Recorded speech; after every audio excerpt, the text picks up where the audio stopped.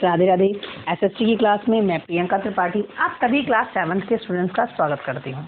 आज इस क्लास में हम सिविक्स का लेसन 4 न्यायपालिका पढ़ने वाले हैं, जिसे हम इंग्लिश में जुडिशरी भी कहते हैं। जुडिशरी का काम होता है देश में न्याय प्रदान करना, यानी जनसाधारण को न्याय देना। न्यायपालिका हमारे देश के संविधान के 3 महत्वपूर्ण अंगों में से एक है। इससे पहले की क्लासेस में हमने विधायिका और कार्यपालिका के बारे में पढ़ लिया है। आप लोगों को फिर से रिमाइंड करवा दूं, विधायिका का काम होता है कि कानून बनाना, जिसमें संसद के दोनों सदन लोकसभा और राज्यसभा, साथ ही राष्ट्रपति भी शामिल होते हैं। उसके बाद बनाए गए कानून को कार्यपालिका यानी प्रधानमंत्री और उनका मंत्रिपरिषद लागू करता है। अब इन दोनों के बाद काम शुरू होता है न्यायपालिका का। न्यायपालिका का काम होता है कि एग्जीक्यूटिव और लेजिस्लेचर के बीच संबंध स्थापित करना, यानी जिस कानून को विधायिका ने बनाया है या परिवर्तित किया है, वह ये जांच करे कि कार्यपालिका उसे सही से लागू करती है या नहीं। और साथ में ही इसका काम है कि जनसाधारण से संबंधित अन्य समस्याओं का भी हल निकालना। जनसाधारण यानी देश की आम जनता को यदि कोई परेशानी है, किसी भी तरह की कोई दिक्कत है, तो वह उसकी भी जांच करे और उनकी समस्याओं का हल निकाले। तो इस न्यायपालिका की व्यवस्था को समझने से पहले हम समझते हैं कि हमारी न्यायपालिका का काम शुरू कहाँ से होता है। स्टेप बाय स्टेप चलते हैं। सबसे पहले क्या होता है, फिर उसके बाद एक क्या क्या प्रक्रियाएं होती हैं। तो न्यायपालिका की इस व्यवस्था को समझने के लिए हम एक कहानी का सहारा लेते हैं। कहानी के थ्रू समझते हैं, जो आपकी बुक में दी हुई है। तो आपने कोर्ट, कचहरी और न्याय ये शब्द सुने होंगे। इसके अलावा ये भी सुना होगा कि गिरफ्तारी क्या होती है, थाना क्या होता है, रिपोर्ट क्या होती है, एफआईआर क्या होता है, जमानत। ये सारे शब्द ऐसे हैं जो आपने कभी ना कभी अपने आसपास सुना होगा, कभी फिल्मों में देखा होगा, कभी टीवी पर, कभी घर में किसी के मुंह से सुना होगा। ये ऐसे शब्द हैं जो हमने अक्सर सुने हैं। तो पहले इन सभी शब्दों को समझने का प्रयास करते हैं। तो स्टार्ट करते हैं कल्लूराम और परशुराम के झगड़े से। यानी पुलिस थाना तभी होगा जब भाई झगड़ा होगा, तो झगड़े से शुरुआत करते हैं। कल्लूराम और परशुराम के खेत एक दूसरे से लगे हुए थे, एकदम सटे हुए। दोनों के खेतों के बीच में एक मेड़ थी। एक दिन परशुराम अपनी मेड़ बना रहा था। उसने चुपके से मेड़ कल्लू के खेत में सरका दी। यह तीसरा साल था जब उसने इस तरह मेड़ खिसकाई थी, और कल्लू को पता भी नहीं चला कि मेड़ एक हाथ खिसक चुकी थी। यानी परशु ने क्या किया, थोड़ी थोड़ी हर साल वो नई मेड़ बना के वो कल्लू के खेत पर कब्जा करता जा रहा था। और जब कल्लू अपना खेत जोतने लगा तो उसे गड़बड़ लगी। उसे याद आया कि उसका हल बिजली के खंभे के आगे तक चलता था, लेकिन अब यह क्या, अब तो ये एक हाथ पहले ही रुक जाता है, बिजली के खंभे तक जाता ही नहीं है। उसे यकीन हो गया कि परशु ने मेड़ खिसकाई है। उसी रात वह अपने भाई काशी और उसके बेटे रेवा के साथ पहुंच गया खेत पर, और तीनों ने मिलकर वापस से मेड़ खोदकर खिसका दी, जैसे थी वैसे ही। अब वापस जब सुबह परशु को इस बात का पता चला, तो वो लाठी लेकर कल्लू के यहाँ आ धमका, और दोनों के बीच झगड़ा शुरू हो गया। मारपीट भी शुरू हो गई। इतने में गांव का चौकीदार वहां आया। लोगों ने बीच बचाव किया और बात आगे बढ़ने से रोकी। बाद में कल्लू को काशी और रेवा को इलाज हेतु पास के शहर भेजा गया। तीनों को भाई चोटें लगी और उन तीनों को पास के शहर इलाज करने के लिए भेज दिया गया। उन्होंने अस्पताल में कल्लू की जांच कराई, प्लास्टर चढ़वाया, फिर सब रपट लिखवाने थाने गए। अब लड़ाई झगड़ा खत्म हो गया, तो उसकी इस तरह के मामले भी थाने में ही निपटाए जाएंगे। थाने में ही उनकी शिकायत की जाएगी, यदि चाहे वो चोरी का मामला हो, लड़ाई झगड़ा का मामला हो या मारपीट का मामला हो। थाने में रपट सबसे पहला, किसी भी दुर्घटना का या किसी भी इंसिडेंट का, किसी भी हादसे की सबसे पहली इंफॉर्मेशन क्या होती है, रिपोर्ट। थाने में रेवा ने परशु के विरुद्ध रिपोर्ट लिखवाई। थानेदार ने कोरे कागज पर रपट लिखी। यह मौके की पहली रपट यानी एफआईआर या फर्स्ट इंफॉर्मेशन रपट थी। रेवा ने उस पर हस्ताक्षर करके थानेदार से कहा, आप रजिस्टर में रिपोर्ट दर्ज कीजिए और एक प्रति हमें भी दे दीजिए। थानेदार ने रजिस्टर में रपट दर्ज की और रपट की एक प्रति रेवा को दे दी। ये रिपोर्ट का प्रोसेस है कि आप थानेदार को रिपोर्ट लिखवाएंगे, एक प्रति वो आपको देगा।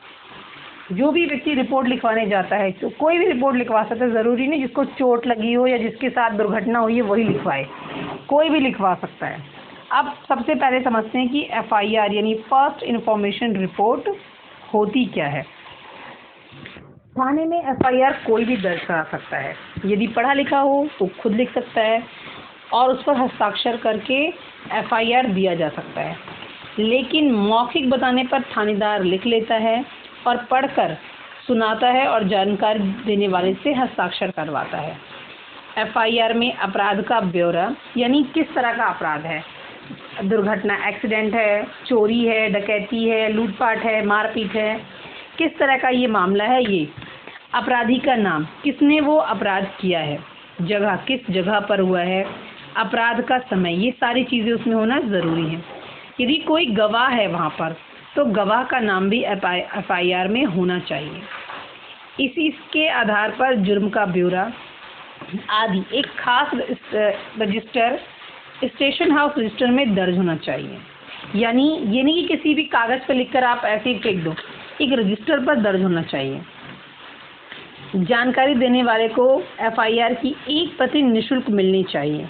यदि कोई थानेदार FIR नहीं दर्ज करता तो रपट देने वाला सीधे पुलिस अधीक्षक या मजिस्ट्रेट के पास रपट दर्ज करा सकता है।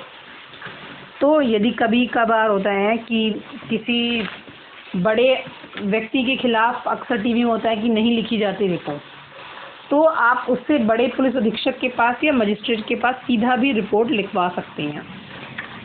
और रिपोर्ट जो FIR होती है वो डाक से भी भेजी जा सकती है। अब हम कंप्यूटर के माध्यम से ऑनलाइन भी FIR दर्ज करा सकते हैं। अब सब कुछ ऑनलाइन होने लगा है, पढ़ाई और क्या कहते हैं FIR भी फिर इसी तरह से ऑनलाइन शुरू हो गई है। हर चीज़ ऑनलाइन होती है, पढ़ाई, शॉपिंग, बैंकिंग, तो FIR भी ऑनलाइन लिखवा सकते हैं। अब मारपीट हो गई, FIR हो गया। अब FIR के बाद मामले की छानबीन की जाएगी। FIR की जांच करने के लिए दरोगा कल्लू के गांव गए, डॉक्टर की पर्ची की जांच की और पड़ोसियों से पूछताछ से दरोगा को यकीन हो गया कि कल्लू को इतनी चोटें मारपीट से ही लगी हैं। कभी कभी होता है व्यक्ति किसी पर झूठा आरोप लगाने के लिए भी FIR लिखवा देते हैं, परेशान करने के लिए। तो किसी को भी गिरफ्तार करने से पहले पुलिस उस मामले की छानबीन करती है कि कितनी वास्तविकता है, कि इसमें कितनी सच्चाई है, कि अपराधी जिस पर इल्ज़ाम लगाया गया है उसने सच में ये सब किया है या नहीं। वह परसू के पास गया और उसे बताया कि वह उसे गंभीर चोट पहुंचाने के जुर्म में गिरफ्तार कर रहा है। दरोगा उसे अपने साथ थाने ले गया। वहां उसने पूछताछ की। वह इस बात से मना कर रहा था कि कल्लू ने उसकी पिटाई नहीं की है। किसी भी व्यक्ति को गिरफ्तार करने से पहले पुलिस उसे उसका अपराध बताती है कि तुम्हें क्यों गिरफ्तार कर रहे हैं। अब इसके बाद गिरफ्तारी क्या होती है ये समझते हैं। किसी भी व्यक्ति को गिरफ्तार करते समय उसे ये बताना ज़रूरी है कि उसे किस जुर्म में गिरफ्तार किया गया है। देखो पुलिस ने यहाँ पे उसे बताया कि वो उसे क्यों गिरफ्तार कर रहे हैं, गंभीर चोट पहुँचाने के अपराध में। तो परसू को भी पुलिस ने बताया। यदि उसे कारण नहीं बताया जाता तो उसे अधिकार है कि वो कारण पूछे। पुलिस किसी व्यक्ति को इसलिए गिरफ्तार करती है ताकि उससे पूछताछ कर सके और व्यक्ति अपने खिलाफ सबूतों को नष्ट ना कर सके तथा और कोई दूसरा अपराध ना कर सके, यानी गिरफ्तारी सज़ा नहीं होती।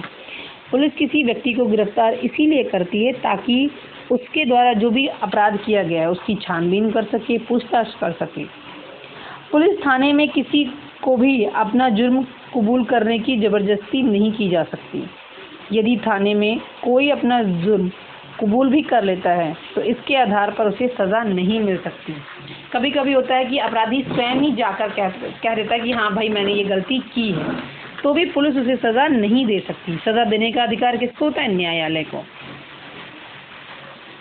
पुलिस का काम तो सिर्फ मामले की छानबीन करना और कचहरी में सबूत पेश करना है। जुर्म कबूल करना तभी माना जाता है जब उसे कचहरी में या मजिस्ट्रेट के सामने कबूल किया जाए।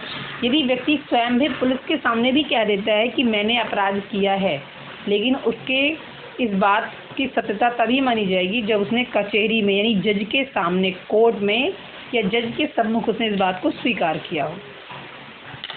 पुलिस किसी को सज़ा नहीं दे सकती। कचहरी में सारे मामले की सुनवाई होने के बाद ही मजिस्ट्रेट यानी जज सज़ा सुनाते हैं। अब बात आती है ज़मानत की। ज़मानत कौन दे सकता है और कैसे? थानेदार ने परशु को हवालात में बंद कर दिया। उसने थानेदार से बहुत कहा कि उसे छोड़ दिया जाए।